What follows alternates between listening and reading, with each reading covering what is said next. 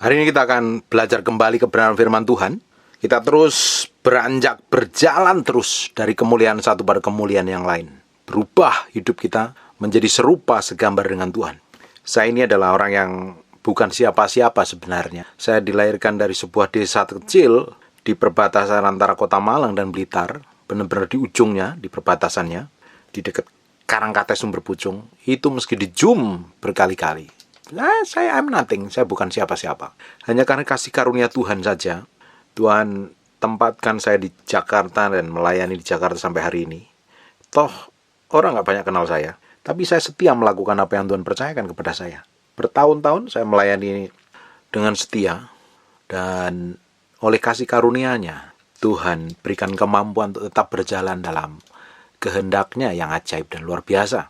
Saya bersyukur dengan apa yang Tuhan kerjakan, dan semakin hari saya menyelidikin firman Tuhan, saya semakin kagum dengan apa yang Dia buat dalam kehidupan saya. Dan bagian saya secara pribadi hanya melakukan kehendaknya yang ajaib dan dahsyat. Saya percaya kita semua orang percaya itu dipanggil dengan tujuan tertentu untuk melakukan apa yang Tuhan mau, apa yang Tuhan inginkan.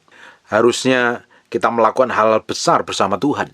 Tapi pada kenyataannya banyak orang Kristen stres, panik, babak belur, bingung, gak ngerti apa-apa, gak kemana-mana. Hidupnya bahkan tidak menjadi berkat, bahkan menjadi batu sandungan banyak orang. Sekalipun ada hamba Tuhan, ada yang pelayanan, hidupnya malah gak jadi berkat, malah jadi batu sandungan. Nah, harusnya ketika kita ini menaruh hidup kita sepenuhnya di hadapan Tuhan, mengambil keputusan untuk ikut Tuhan sungguh-sungguh dan berjalan seperti apa yang Tuhan mau, harusnya kita berjalan dari kemuliaan satu pada kemuliaan yang lain. Memang Tuhan kadang seringkali bawa ke padang gurun, ke dalam lembah, dalam kekurangan, dalam kehidupan yang harus bergantung sepenuhnya kepada Tuhan. Tapi Tuhan tetap pelihara. Tujuannya tidak pada berhenti pada padang gurun dan lembah kekelaman. Tujuannya adalah tanah perjanjian yang ajaib dan dahsyat. Tapi banyak orang tidak mengalami kemenangan ketika mengalami ujian, himpitan, tekanan, padang gurun, dan lembah kekelaman, karena tidak ngerti kebenaran dan tidak mau memilih kebenaran. Banyak orang sudah ngerti firman, sudah belajar firman, bahkan sudah ngapalin ayat, tapi hidupnya tidak mencerminkan kemuliaan Tuhan. Padahal Tuhan itu berjanji. Di Yohanes 14 ayat yang ke-12 itu ngomong begini, Aku berkata kepadamu, sesungguhnya barang siapa percaya kepadaku, hanya percaya kok. Bukankah setiap orang Kristen adalah orang yang percaya bahwa Yesus Kristus adalah Tuhan? Harusnya mengalami hal ini. Aku berkata kepadamu, sesungguhnya barang siapa percaya kepadaku, ia akan melakukan juga pekerjaan-pekerjaan yang aku lakukan, bahkan pekerjaan-pekerjaan yang lebih besar daripada itu. Sebab aku pergi kepada Bapa. Setelah Yesus pergi kepada Bapa, Dia kirim rohnya, Dia minta rohnya yang keluar dari Bapa itu memenuhi hidup kita. Harusnya kita bisa melakukan pekerjaan-pekerjaan besar, hal yang ajaib dan dahsyat. Apalagi orang yang sudah ngeklaim dirinya lahir baru, apalagi sudah dipenuhi Roh Kudus dengan tanda berbahasa lidah, harusnya hidupmu memiliki otoritas yang powerful dan dahsyat sekali, menjadi berkat dan memiliki dampak yang besar. Tapi pada kenyataannya tidak semua orang Kristen mengalami kemenangan seperti ini. Pada kebanyakan orang Kristen hidupnya malah babak belur, stres, bingung, panik, sifatnya seperti orang dunia, kelakuannya seperti orang dunia. Dia bisa datang ke gereja, kelakuan dan sifatnya seperti orang dunia. Lalu saya berpikir, saya tanya sama Tuhan, kenapa kok seperti ini? Kenapa kok banyak orang Kristen gak mengalami kemenangan? Kenapa ya Tuhan?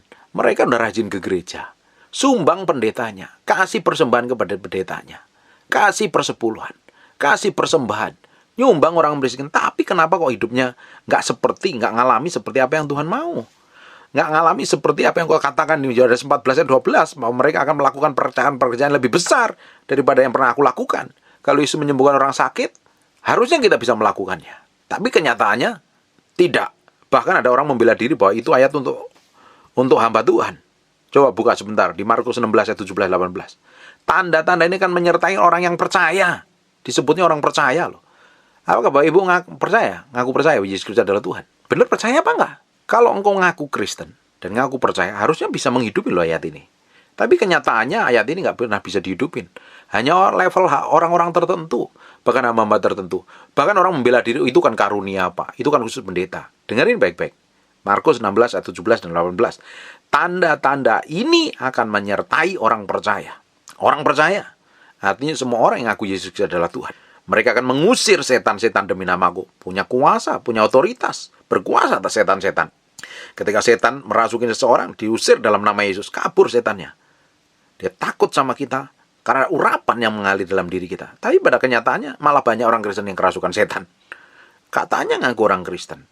Bahkan orang Kristen kelakuannya seperti setan.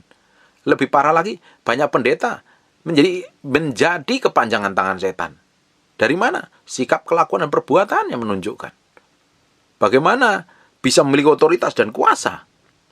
Bagaimana bisa menjadi berkat bagi banyak orang kalau menjadi representasi setan? Pada kenyataannya banyak orang Kristen tidak mengalami hal seperti ini kan. Terus orang bisa ngomong, wah itu ayat untuk pendeta Pak. Itu untuk hamba Tuhan Pak. Kita kan jemaat biasa. Perhatikan baik-baik, buka matamu lebar-lebar nih.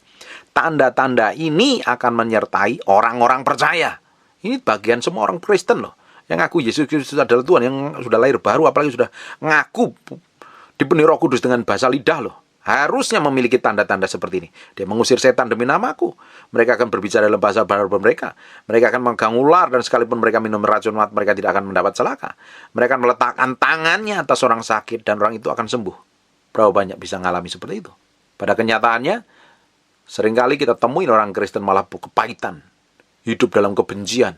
Mulutnya jahat, kelakuannya busuk. Terus ngeklaim bahwa dirinya bisa masuk surga. Ini bagaimana? Ini loh, kita kembali ke Yohanes 14 ayat 12. Aku berkata kepadamu, sesungguhnya barang siapa percaya kepadaku, ia akan melakukan pekerjaan-pekerjaan yang aku lakukan. Pekerjaan yang Yesus lakukan di muka bumi. Harusnya setiap orang percaya bisa melakukan itu. Bikin mujizat, memberi makan orang miskin, menyembuhkan, ngusir setan, dan lain sebagainya. Harusnya bisa melakukan. Orang ayat ini yang ngomong Yesus sendiri kok. Tapi pada kenyataannya kita seringkali nggak temuin. Hanya beberapa orang tertentu yang bisa melakukan hal seperti ini. Pekerjaan-pekerjaan yang lebih besar daripada itu sebab aku pergi pada Bapa. Kenapa? Coba. Nggak bisa melakukan ayat tersebut, jarang digenapi. Bahkan di Yohanes 14 ayat 13 ngomong begini. Dan apa juga yang kamu minta dalam namaku, aku akan melakukannya. Harusnya ini lebih powerful sekali. Yohanes 14 ayat 14. Jika kamu meminta sesuatu kepadaku dalam namaku, aku akan melakukannya. Berapa banyak orang doa seperti ini dijawab Tuhan? Kenapa nggak dijawab Tuhan? Ada apa alasannya? Coba. Pada kenyataannya, banyak orang tidak bisa hidup berjalan seperti apa yang Tuhan mau. Hanya orang-orang tertentu saja. Hanya orang yang mau bayar harga yang hidupnya diserahkan sepenuhnya kepada Tuhan. Saya sepanjang tahun ini akan ngomong pikul salib sangkal diri. Kalau Bapak Ibu nggak suka dengan apa yang saya sampaikan, nggak usah dengerin.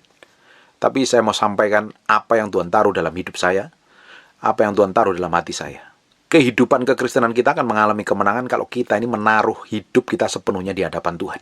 Jadi korban, jadi mesbah yang berkenan di hadapan Tuhan. Dan kita harus menaklukkan diri kita sendiri di hadapan Tuhan. Sekarang buka di Yakobus pasal yang keempat, ayat yang ketujuh. Karena itu, tunduklah kepada Allah dan lawanlah iblis, maka ia akan lari daripadamu. Ternyata untuk kita memiliki otoritas, kuasa, urapan yang dahsyat dan powerful itu dari Tuhan, kita harus menundukkan diri kita di hadapan Allah. Karena itu tunduklah kepada Allah. Tahu nggak arti kata tunduk? Nggak ada pembangkangan, nggak ada argumen. Tunduk, respek, hormat. Artinya mengikuti apa yang Tuhan mau. Dengar Tuhan ngomong dan lakukan. Memiliki keintiman kedalaman dengan Tuhan. Menaruh pikiran dan perasaannya pada pusat kehendak Tuhan. Tapi pada kenyataannya, orang suruh ngampuni aja beratnya minta ampun loh. Suruh puasa susah. Simper suruh senyum aja susah. Apalagi orang yang mengecewakan. Ketemu muka dengan muka, malah melengos, nggak mau senyum. Terus bagaimana kita bisa menaklukkan pikiran, perkataan, perbuatan kita pada Tuhan dan kita memiliki otoritas dan kuasa? Harusnya setiap orang Kristen kalau ketika memiliki otoritas dan janji-janji yang dari Tuhan melakukan perkara-perkara yang lebih besar daripada Tuhan, harusnya hidup memiliki dampak besar. Orang di sekitarnya akan menikmatin Tuhan, menikmatin kuasa Tuhan, dan melihat Tuhan manifestasi melalui hidup dan perbuatan yang kita kerjakan dan kita lakukan. Tapi kebanyakan orang Kristen tidak pernah bisa menikmati otoritas dan kuasa itu. Karena kita belum bisa menundukkan diri. Apa yang kita pikir, Apa yang kita mau, apa yang kita rasa ini harus ditundukkan, ditaklukkan pada pusat kehendak Tuhan. Tidak ada kompromi lagi.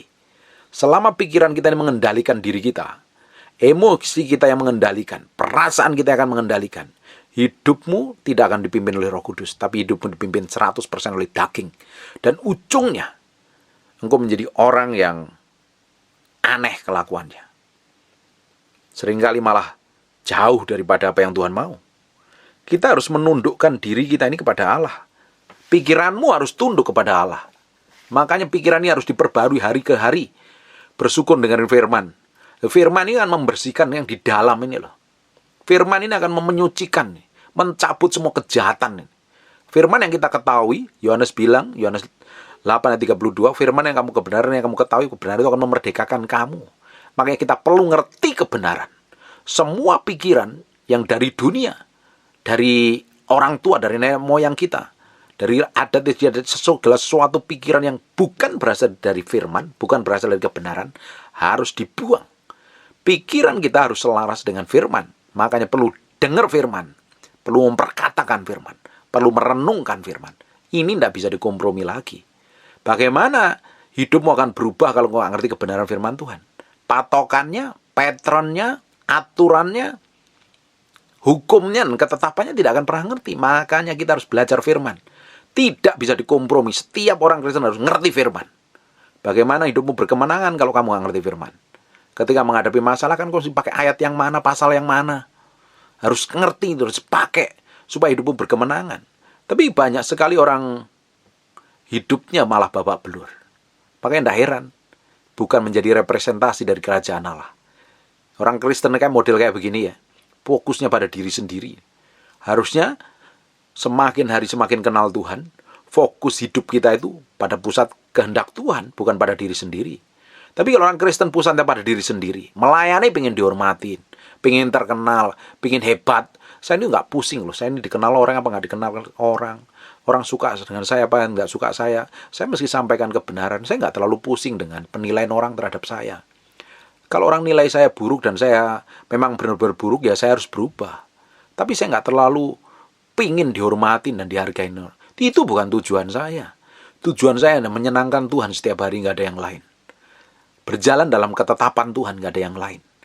Dan untuk kita bisa menyenangkan Tuhan, kita harus menyalipkan semua keinginan daging kita. Pikiran kita terutama harus ditaklukkan pada pusat kehendak Tuhan. Nggak ada yang lain. Kemauan kita. Ini yang harus ditaklukkan sepenuhnya kepada Kristus. Pikiranmu, kemauanmu, kehendakmu harus dimatikan sepenuhnya. Biar kehendak Tuhan, pikiran Tuhan, kemauan Tuhan yang melalui manifestasi melalui kehidupan dan perbuatan kita sehari-hari. Bayangin, untuk sampai level ini tuh nggak ada yang instan. Untuk mati daging itu tidak ada yang instan. Bayangin, orang yang biasa hidup kedagingan, penuh hawa nafsu, penuh marah-marah, emosinya meledak-meledak, susah menghormati orang lain, susah menghargai orang lain, kikir, pelitnya bukan main. Mulutnya jahat, hatinya jahat. Terus mendengar khotbah saya sekali, atau 2 kali, atau seminggu, terus bisa berubah. Ya perlu waktu. Bagaimana kamu bisa merubah sikapmu yang bertahun-tahun yang jahat itu, untuk bisa berubah dalam seminggu itu mustahil. Perlu diperlukan proses, step by step, terus berjalan. Saya pun sampai hari ini belajar mematikan keinginan daging saya yang gak berkenan di hadapan Tuhan. Tuhan pingin saya dibersihkan, dikuduskan, didapati benar di hadapan Tuhan. Bapak Ibu, untuk kita bisa menaklukkan diri kita, pikiran kita, perasaan kita kepada Tuhan, sepenuhnya dibutuhkan pertobatan yang murni, kesungguhan hati. Orang itu gak mau bertobat. Kenapa? Karena dia masih cintakan dosanya, masih pingin main-main. Lah kalau engkau main-main, ya nikmatin. Jangan minggu ke gereja, hari biasanya jahatnya bukan main. Bisnisnya curang, mulutnya kotor, najis dan tidak berkenan di hadapan Tuhan. Terus kalau kamu minggu ke gereja, bisa menutupin dosamu itu ya percuma. Kalau jahat, saya bilang jahat sekalian. Kalau mau jahat sekalian. Kalau mau tobat sungguh-sungguh. Jangan jadi bunglon itu. Orang A ngikut A, orang B ngikut B. Tapi nggak punya pendirian. Kalau kamu mau ikut Tuhan, sungguh-sungguh ikut Tuhan. Kalau hari ini kau dengar firman ini dan ambil keputusan untuk hidup benar, ambil keputusan untuk benar. Sangkal diri pikul salib. Hidup benar, memiliki karakter yang benar. Baru hidupmu akan menjadi kepanjangan tangan Tuhan. Bagaimana engkau bisa menikmati kuasa otoritas hadirat Tuhan? Kamu ngomong orang diberkati, orang konseling sama kamu, orang diubahkan hidupnya, dapat jawaban Tuhan. Orang dekat kamu ngerasain Tuhan, orang bisa melihat Tuhan manifestasi melalui hidupmu. Bagaimana itu bisa terjadi kalau tidak dimulai dengan pikul salib sangkal diri? Ada harga yang harus dibayar. Orang berpikir, wah Yesus kan udah tanggung 2000 tahun yang lalu selesai di kayu salib. Itu dia nanggung dosa dan kelemahan kita. Tapi untuk mati daging adalah bagian kita setiap hari kok. Nggak ada kompromi itu. Harus dimatiin. Harus dimatiin. Jangan izinkan semua keinginan daging ini nonjol. Orang itu kalau kerjaannya ngomel, gerutu, bantah, komplain, itu orang nggak bisa tunduk kepada firman. Kadang Tuhan bawa kita ke dalam proses-proses yang tidak enak, menyakitkan, di lembah yang seakan-akan nggak ada jalan keluarnya, gelap nggak ada jalan keluarnya. Sebenarnya ngajarin itu rendah hati loh, naruh pusat kemauan dan kehendak kita pada pusat kehendak Tuhan. Kita harus tunduk, patuh, nggak ada komplainan. Tapi banyak orang disinggung sedikit aja marahnya bukan main, nggak terima, daging rasanya direndahkan.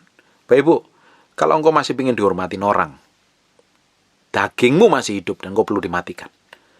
Kalau engkau ingin dihargain orang, ingin terkenal, ingin dihormatin, ingin dipuji-puji, artinya dagingmu masih hidup dan engkau perlu dimatikan. Sampai engkau mati benar-benar, dagingmu mati, kemauanmu mati, baru Tuhan akan urapi dahsyat.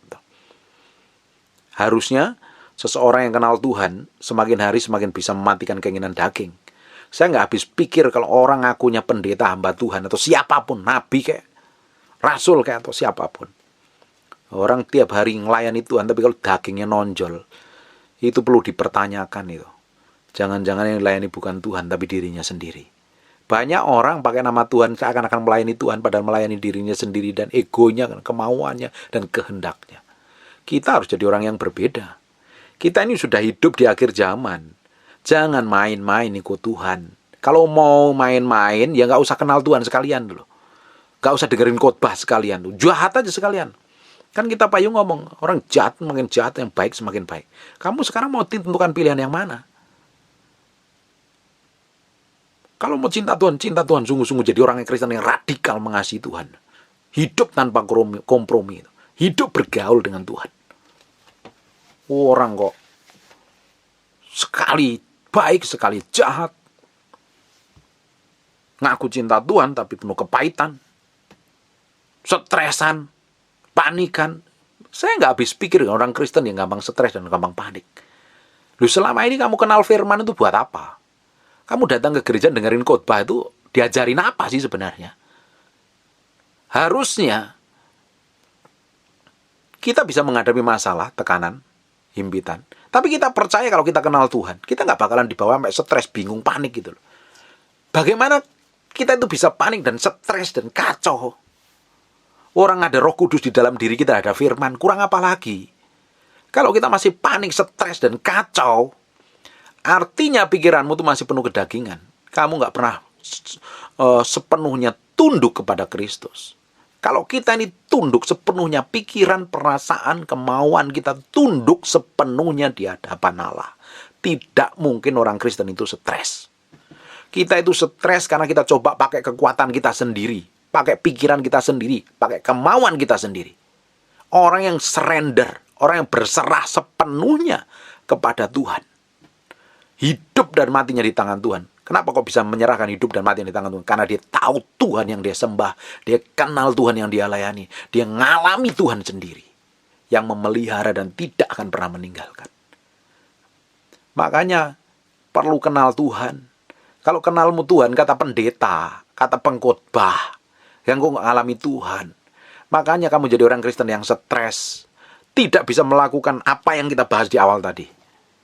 Katanya kita bisa melakukan pekerjaan-pekerjaan besar, tapi nyatanya kita tidak bisa melakukan apa-apa. Kita hanya pintar ngomong. apalagi ngomongnya di media sosial, bikin orang kasih jempol buat kamu, bikin orang hormatin kamu, bikin orang puji kamu. Kita nggak pingin pujian dari orang, kita butuh pujian dari Tuhan. Itu baru jempolan, itu baru powerful, hidupmu baru powerful. Yang pertama kita kejar itu perkenanan Tuhan. Kita kejar apa yang kita lakukan, apa yang kita perbuat setiap hari itu menyenangkan hati Tuhan. Jangan pikirin perasaanmu terus-terusan itu. Jadi orang Kristen bertahun-tahun nggak kemana-mana, hidupnya stres, bawa belur, panik karena nggak mau belajar firman, nggak mau hidupin firman. Ini bukan saatnya main-main. Kristus datang kedua kali mencari mempelai wanita yang dewasa, yang tanggung jawab, yang memiliki, yang cakap. Tuhan mencari orang-orang yang bisa dipercaya. Kalau kita bisa dipercayakan perkara-perkara kecil, Tuhan akan tambahkan perkara-perkara yang besar. Orang kamu doa aja malas-malasan mau pingin dipercaya Tuhan. Kamu suruh mengasihi aja malah kesel, benci, dan gak karuan perasaanmu. Bagaimana Tuhan bisa percayakan perkara-perkara besar? Disinggung sedikit yang gak sejalan dengan kamu bisa marah dan ngomong kotor, ngomong najis, terus kamu pingin dipakai Tuhan dulu. Kamu tuh sadar diri ngimpi kenapa? Ngimpi atau apa gitu loh. Kita jadi orang Kristen tuh jangan ngawang-ngawang terus di surga, padahal hidupmu masih tinggal di bumi. Emang kita menjadi warga kerajaan Allah, tapi kita menjadi warga kerajaan surga, tetapi kita masih tinggal di bumi dan harus menjadi berkat di bumi ini, menjadi representasi dari kerajaan Allah. Hidup kita harus memiliki dampak. Hidup kita harus bisa dilihat bahwa Tuhan menyertai kita. Bagaimana Tuhan menyertai hidupmu kalau kamu gak bisa tunduk takluk kepada Tuhan sepenuhnya? Karena itu tunduklah kepada Allah dan lawanlah iblis, maka ia akan lari daripadamu. Tunduk kepada Allah. Harus ini. Tidak bisa dikompromi lagi. Dagingmu harus disalipin. Semua yang bertentangan dengan kebenaran, semua pikiranmu yang bertentangan dengan firman, kemauanmu yang bertentangan dengan firman harus dimatikan. Ditaklukkan pada pusat kehendak Tuhan. Tidak ada kompromi. Jadi orang Kristen tidak ada kompromi. Dosa adalah dosa, pelanggaran adalah pelanggaran. Kita nggak bisa berdiri di tempat abu-abu. Kita harus memilih untuk hidup seperti yang Tuhan mau. Melakukan seperti yang Tuhan mau. Berjalan seperti yang Tuhan mau. Amin. Tunduk kepada Tuhan. Penting itu. Ini syaratnya. Baru kita bisa lawan iblis. Makanya orang yang nggak tunduk kepada Allah, nggak tunduk kepada firman, malah dirasukin iblis. Tetapi orang yang tunduk kepada kebenaran, dia bisa melawan iblis. Godaannya, tipuannya, tipu dayanya bisa dilawan. Karena menaklukkan dirinya pada pusat kehendak Tuhan. Sekarang buka 1 Petrus pasal yang kedua 13. Tunduklah kepada Allah. Pertama harus tunduk dulu kepada Allah. Kepada semua lembaga manusia, baik raja sebagai pemegang kekuasaan tertinggi. Tunduk kepada semua lembaga manusia. Kita hidup di Indonesia ya kita harus tunduk dan patuh pada hukum dan ketetapan yang berlaku di Indonesia. Bagaimana mungkin kita menjadi berkat bagi banyak orang, tapi di sisi lain kita melanggar undang-undang yang berlaku di Indonesia. Hidup kita ngawur dan sembrono. Melawan undang-undang dan ketetapan yang ada. Bagaimana Tuhan bisa percayakan? Hidupmu justru menjadi batu sandungan. Kita tinggal di Indonesia, kita harus takluk patuh pada hukum yang ada pada bangsa ini. Suatu hari, lucu nih ada ceritanya. Waktu itu ada teks amnesti yang pertama. Dan istri saya heboh bikin ngurusin itu. Dan setelah selesai kita beres, aman. Nggak taunya usaha kami malah bangkrut. Setelah teks amnesti kita bayar, ternyata usaha kami bangkrut. Karena ada himbauan pemerintah harus kirim teks amnesti dan kita bikin laporan pajak. Istri saya itu taat pajak banget. Dia bikin laporan. Dan kita memang harus jadi orang yang ngerti ini. Bukan melanggar. Apalagi sekarang ini di Jakarta ini nggak ada lampu merah rasa-rasanya. Lampu merah diterobos semaunya sendiri. Karena orang nggak ada kesabaran. Kita harus berbeda. Kita harus jadi orang yang taat hukum dan peraturan. Kalau kita taat pada hukum dan peraturan, hukum akan membela kita. Tapi kalau kita melawan hukum dan peraturan pemerintah yang ada, hukum akan melawan kita.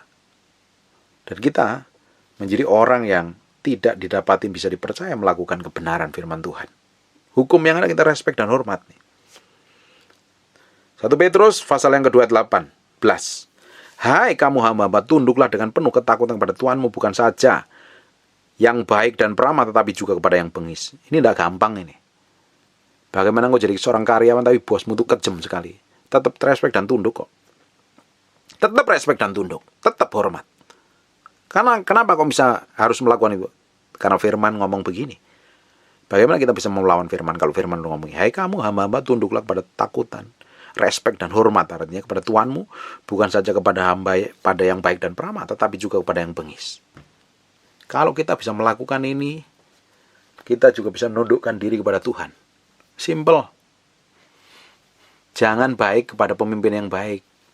Tapi kalau kamu punya pemimpin yang kejam, kamu tetap sikap baik seperti apa yang Tuhan mau loh.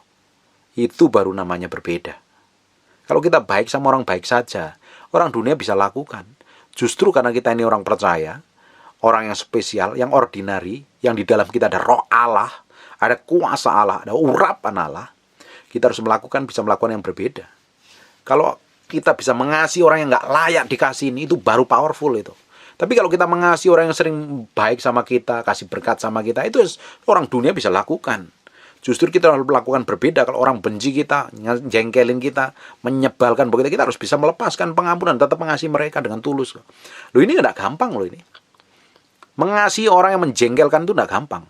Menghormati pemimpin yang nggak layak dihormatin, yang ngawur hidupnya itu tidak gampang. Tetap harus respect dan hormat. Kenapa kok kita harus mengambil keputusan begini? Karena Alkitab ngomong seperti itu. Kita harus respect dan hormat. Ada bagian kita yang harus kita lakukan. Dan itu bagus buat manusia roh kita seringkali. Mematikan kita harus belajar tunduk. Kita harus menaklukkan diri kita. Kita harus menjadi orang yang tahu otoritas. Dan kadang kita dimatikan. Bukankah manusia menajamkan sesama, besi menajamkan besi, manusia menajamkan sesamanya. Itu bagus buat manusia roh kita.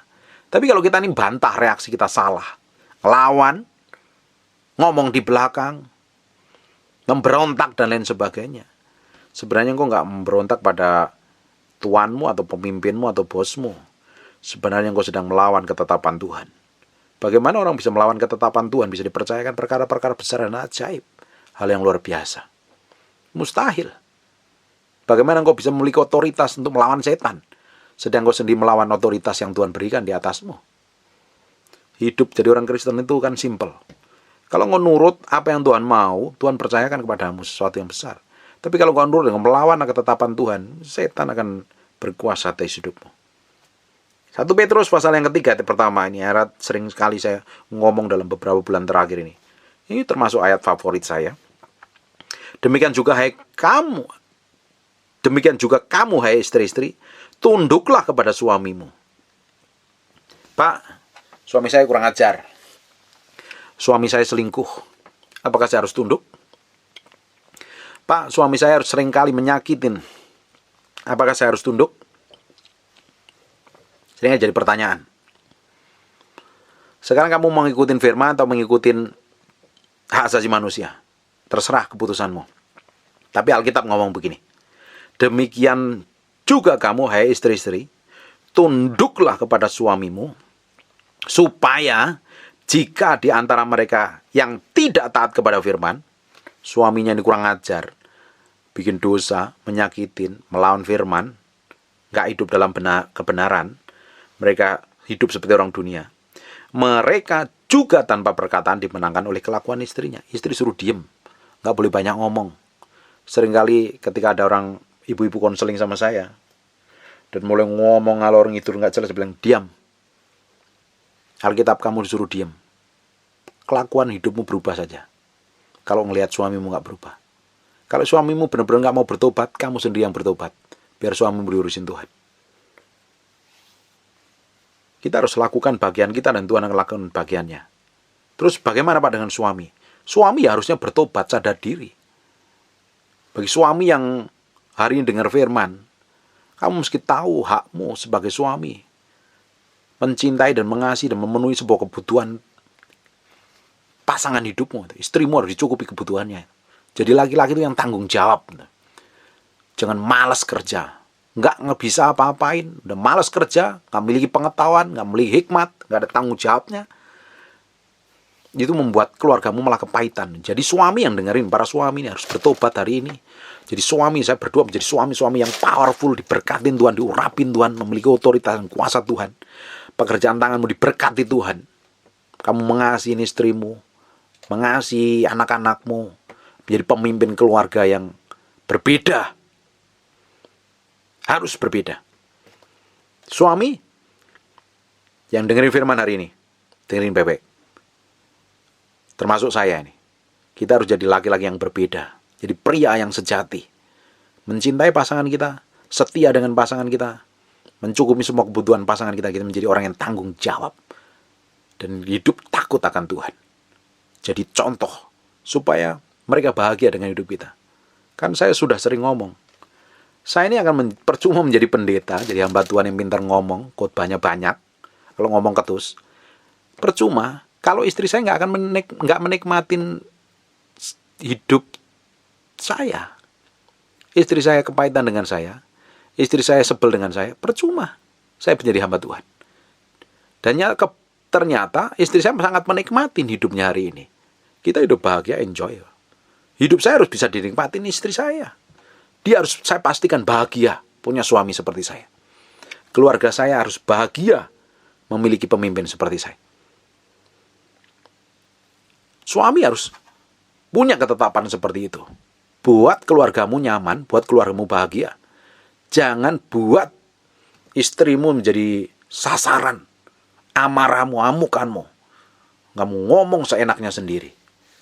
Harus belajar menghormatin, atur kata-katanya, jangan sering menyakitin. Seringkali ketika saya ini punya kelemahan, kadang kalau salah jalan, istri nunjukin salah jalan itu saya seringkali ngomongnya agak tinggi, nadanya agak tinggi. Oh, salah jalan nanti macet, buang-buang waktu dan sebagainya. Dan saya bertobat untuk hal seperti itu. Ketika saya mulai nada saya tinggi, saya bilang sama dia, "Honey, I'm sorry." Sebelum dia, "I'm sorry," saya bilang minta maaf. Kita terus menjaga kata-kata kita. Jangan selalu bernada tinggi dengan pasangan hidupmu, suami. Istrimu tuh hatinya lembut, perlu dicintai, perlu dikasih, perlu dimiliki. Jangan ngomong nada tinggi. Hormati, cintai, kasihi. Dia teman pewaris kasih karunia. Dia orang yang setia menjaga hidupmu. Mencintai kamu apa adanya. Kalau suami dapatin mulutnya jahat, kelakuannya busuk, tukang selingkuh, tukang berzina, hari ini bertobat, balik kepada Tuhan. Hormati pasanganmu, cintai dia, kasihi dia, berikan yang terbaik. Kalau kita mencintai pasangan kita, kita akan berusaha memberikan yang terbaik buat pasangan kita. Para laki-laki, kalau engkau mencintai istrimu apa adanya, kau akan terima kelemahan dan kekurangannya. Bahkan kau tidak akan pernah komplain. Tapi kita berjalan bersama-sama suami istri menuju kesempurnaan bersama Yesus. Bukan berarti kita nggak ada keributan, tapi keributan sebagai nggak terlalu jadi masalah lah. Selisih pendapat itu wajar. Kadang selisih pendapat, beda pendapat, nggak masalah. Tapi tidak memicu keributan yang besar. Kesalahpahaman wajar, tapi tidak memicu untuk keributan yang besar. Hubungan kita semakin baik. Suami harus mengasihi istrinya, menerima kekurangan kelemahannya. Begitupun juga istri. Keluargamu akan bahagia. Keluargamu seperti manifestasi di surga turun ke muka bumi. Tapi kalau suami istri kerjanya ribut, gegeran, keluargamu seperti rumah hantu horor isinya. Orang gak kerasan, setan yang kerasan malahan. Seneng. Kita harus buat keluarga kita bahagia. Istri harus tahu posisinya dan suami harus tahu bagiannya. Baru kita bisa didapati menjadi orang yang bisa dipercaya Tuhan. Hidupmu tuh akan memiliki dampak dan kuasa dan otoritas. Hidupmu akan berkemenangan. Ini saya berdoa, ada orang-orang Kristen yang dibangkitkan begitu cinta dan mengasihi Tuhan lebih dari apapun juga. Mencintai keluarganya, setia dengan pasangan hidupnya, menjadi orang yang radikal mengasihi Tuhan. Hidupnya didedikasikan untuk Tuhan. Kita bisa menjadi berkat di marketplace, kita kemana saja jadi berkat, dan nama Tuhan dipermuliakan atas hidup kita. Harusnya setiap orang percaya yang punya KTP Kristen itu memiliki otoritas dan kuasa hidup berkemenangan. Sekalipun menghadapi tantangan, himpitan, dan tekanan. Tapi hidupnya itu berbeda, berkemenangan, dewasa dalam Kristus tuh. Bukan lagi kacau, panik, stres, bingung. Engkau stres, panik, dan bingung karena engkau gak ngerti firman kok. Kalau engkau ngerti firman dan engkau kenal Tuhan, engkau akan pernah bingung dan gak pernah panik kok. Karena kamu percaya bahwa Tuhan yang kamu layani, kamu sembah itu, yang kamu cintai siang dan malam itu, pasti membawakan kamu pada pusat kebenaran. Dan hidup akan memiliki dampak besar. Memiliki otoritas, kuasa, memiliki power, dampak besar. Harusnya di Ulangan 28 itu jadi bagian dalam kehidupan kita itu. Berkat itu menjadi bagian hidup kita. Kemana kita melangkah, kemana kita pergi, harusnya kita menikmati berkat bersama Tuhan. Bukan malah bikin masalah. Bukan malah bikin problem. Matiin dagingmu. Daging kita itu harus dimatikan, gak ada dikompromikan nih. Daging ini gak bisa dibiarkan begitu rupa. Mengembara kemana-mana. Menjajah diri kita dan tidak takluk dan tunduk pada pusat kehendak Tuhan. Harus disalibkan setiap hari.